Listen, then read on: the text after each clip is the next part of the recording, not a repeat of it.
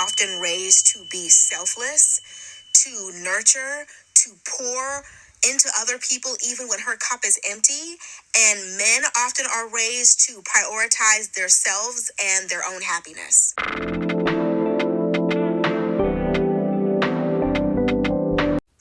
The older we get, y'all gotta let them men go.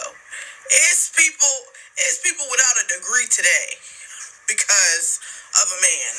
I don't think we understand that men can actually and categorically ruin your life. So we're sitting down saying, oh yeah, he's so toxic. No, he can ruin your life. It's so many people today who aren't where they want to be, haven't reached the goals that they wanted to reach, and, basically were deterred in life because of a man. So when people are on this app telling y'all, hey y'all, choose wisely, hey y'all, don't be desperate, hey y'all, don't settle, it's more than just having a good man or being in a good relationship or being in a healthy relationship. This is your life. Like, get in the field about it, get serious about it. Protect your future, protect your goals and ambitions. When you have a toxic man around you, it can literally be the end of you. A wise girl on TikTok once said this about men. Decenter men from your lives. Decenter men from... You are the main character of your story.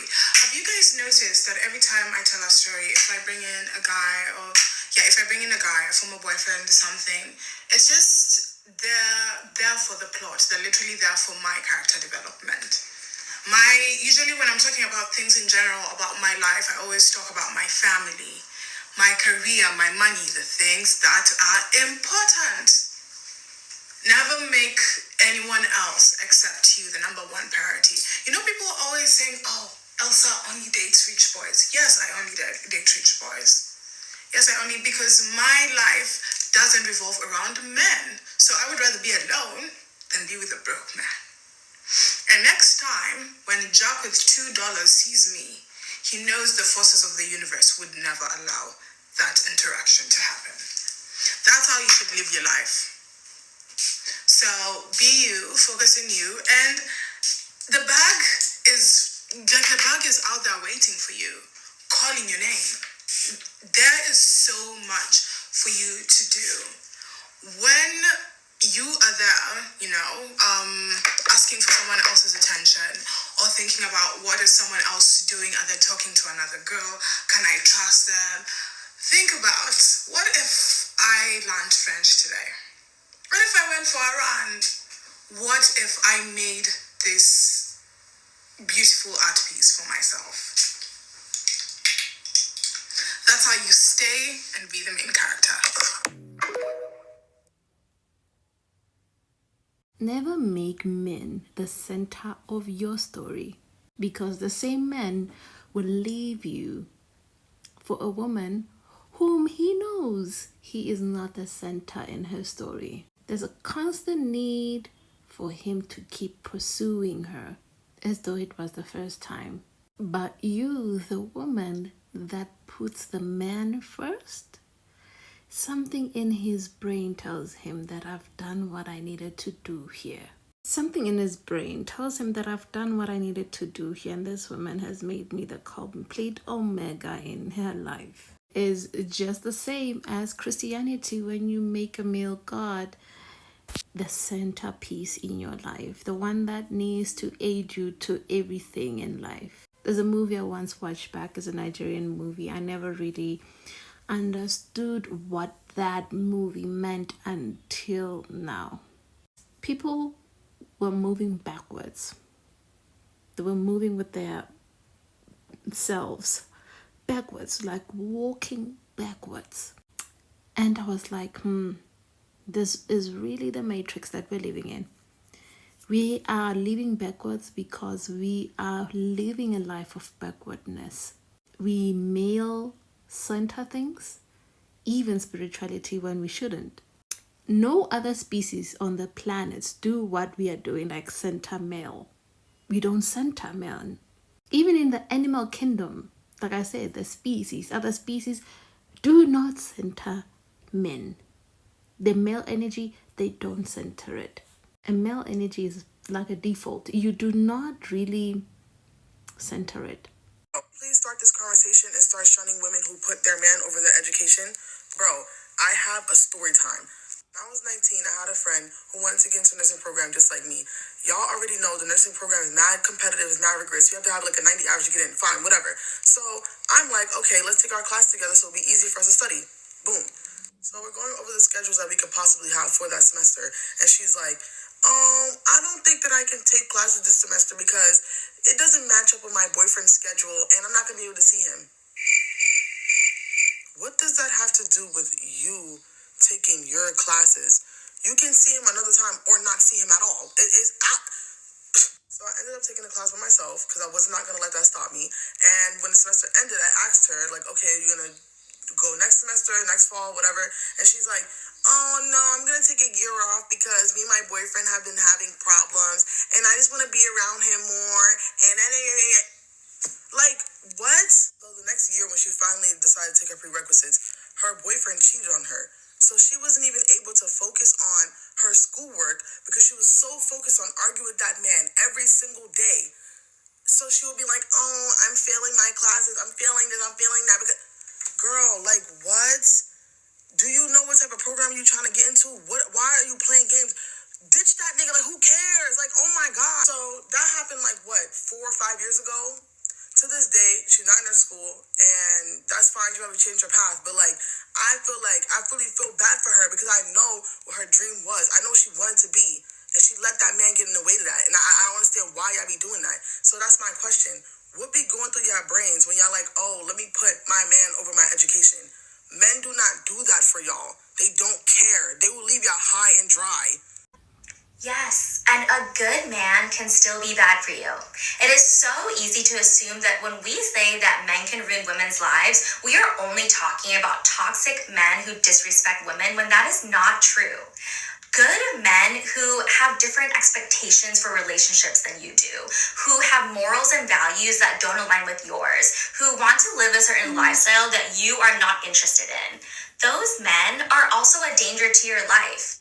Which brings me to my next point, which is that having this mindset that all men are trash while still being open to the idea of being in a relationship in the future is doing a disservice to yourself. Because when you meet a man who is a decent human being, it is going to be that much harder to figure out whether you two are actually compatible or if you are just not used to a man treating you with bare minimum respect. And when you add that onto a scarcity mindset, this idea that you need to choose the option in front of you because you do not believe that there is going to be a better fit coming your way, it is not shocking that there are people who are in unhappy relationships despite believing that they chose a good person. Because two things can be true at once. Someone can be a kind, decent human being and still not be the right fit for you. Which is why it is so important to decenter men. Because when you are in this mindset where you are living a life and making a life that is fulfilling for you, you are not going to allow anyone to be your partner because you are going to be comfortable leaving that spot open for the right person instead of just anyone. Your life, your goals, your future are way too important for you to put at permanent risk because you based a decision off of temporary panic and pressure.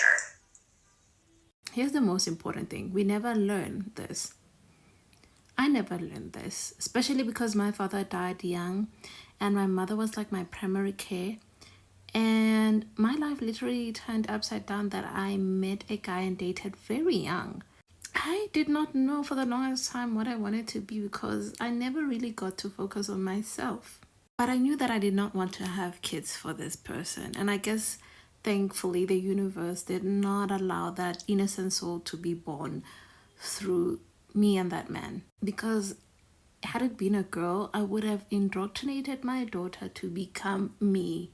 To just be a doormat for people to just walk all over her. Take advantage of her. Because she's the kindest, most innocent, most precious person who just wants people to be happy, but never does those things for herself. And that's the most cruel way for you as a woman to live, where you do all of these kind, precious things for everybody else, but not yourself. So I started to center myself, and you know what that did to male egos? Women are often raised to be selfless, to nurture, to pour into other people even when her cup is empty.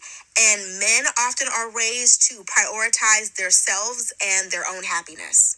So when opportunities come up, he's not thinking about the relationship. He's not thinking about, what it means for her. He's going to take it.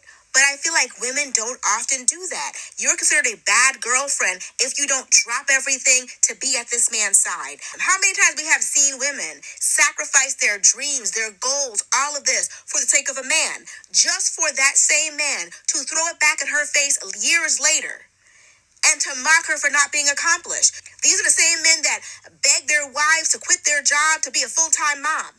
And then after a few years of that, they mock her for not earning an income because of all of her labor is unpaid. You shouldn't be the only one always expected to do the sacrificing. You shouldn't be the only one that has to drop out of school or quit your job or stop earning an income or leave your dream job or move away from everything. You shouldn't always have to be the one who is doing all the sacrifice. No, but we really need to talk about this. All of my college age girlies, tap in, okay? Share this with a friend. And even if you're not college age and you're just on your grind, you need to tap in. So I don't know y'all like that, so I'm not going to tell y'all all of my business. However, I will give y'all a quick story about how when I was in college, I was hustling backwards, y'all. So long story short, I was dating this guy. He was a few years older than me. And this man had me going through it, y'all. I was losing weight. And it was more than one man, to be honest. But sis was losing weight. Sis was not going to class. Sis was in her room with the curtains drawn. Sis was failing classes and having to repeat them. That cost money. Hey, Joe Biden, pay my student loans. Because, I was just going through some things at the time. So I ended up spending way more money than I need to on college. Ended up having to repeat classes all because I was not focused on my focus. The one thing that I will tell you about men is that they are always focused on their focus. The same guy that I was losing sleep over, he was doing internships, he graduated with a high-paying job, and I was there repeating classes. So when it comes to men, use them for what they're good for. If it's a phenomenal person who is actually aligned with you, you take that seriously. Anything else, have a good time, but remember to focus on your focus and keep your eye on the prize because they always will. I hope you get that, because it'll be truly a shame if you aren't focused on your focus, because the same man will throw that unaccomplished and that sacrifice you did for him back in your face without blinking an eye.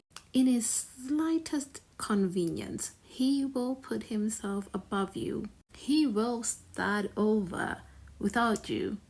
Have kids, have another woman, build his dream ideal life. While you did all the sacrificing for him. We can take that with the story of many black women. Black women, more specifically, are taught to really sacrifice for their men. Because for some reason, black men have been the only ones to grow through it. So, you will be the one to build him. And then after building him is the same guys who's busy throwing compliments to white women, to Latina women and all of that. They do it here in South Africa as well.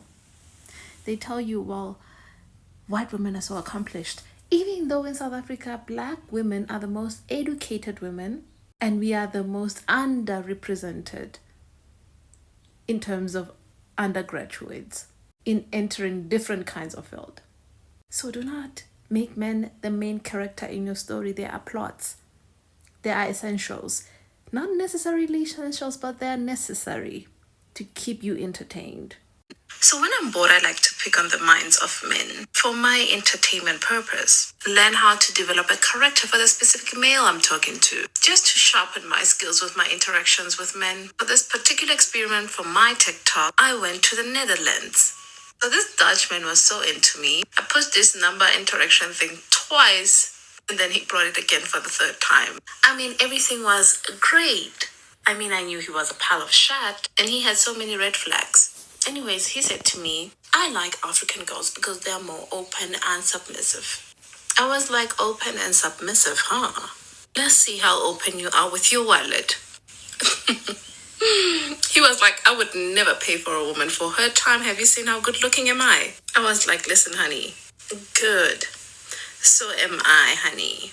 Have you seen me? He thought that I was that African girl who'll be goo goo gaga over him being white. He had no flippin' idea. My ex tried so desperately hard to move in with me to my new apartment.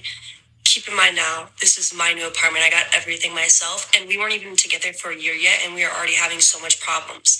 When I refused, and I was like, I'm just not ready yet. Let's just see. Like, we both have to be mutually ready for this if you're going to move in with me in my apartment.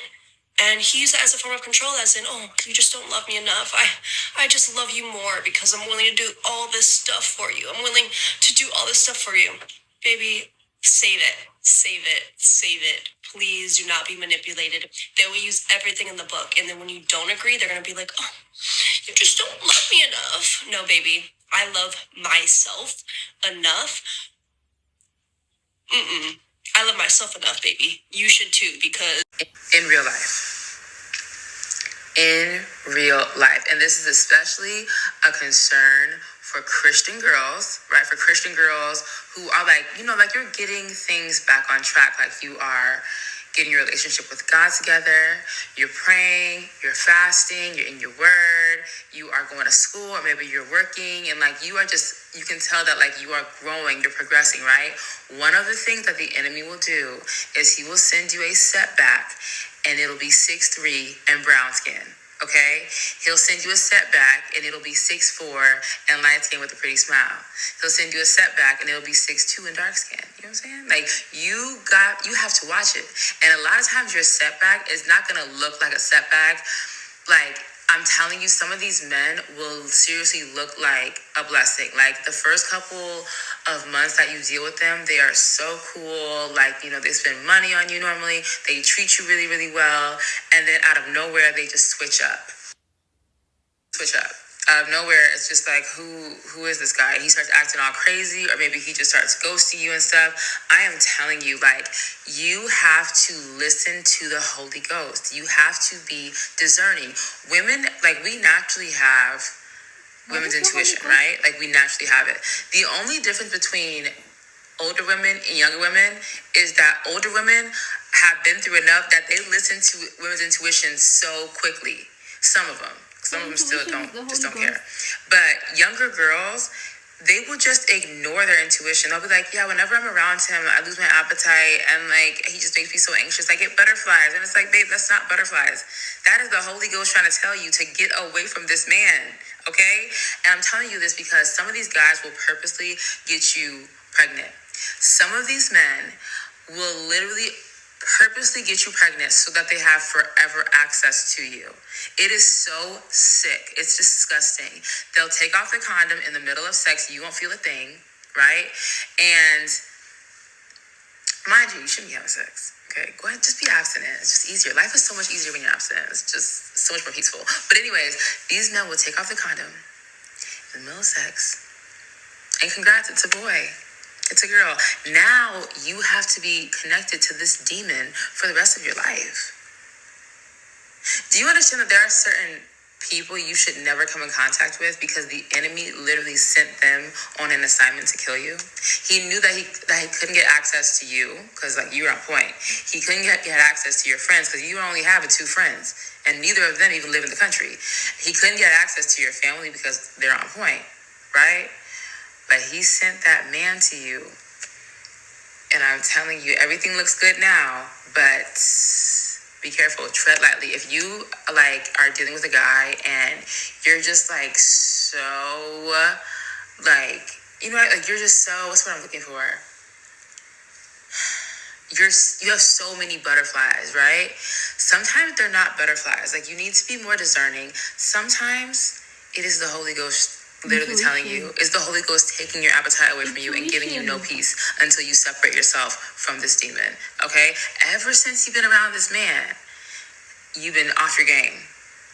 Late to classes, late to work, absent-minded. Don't you find that suspicious?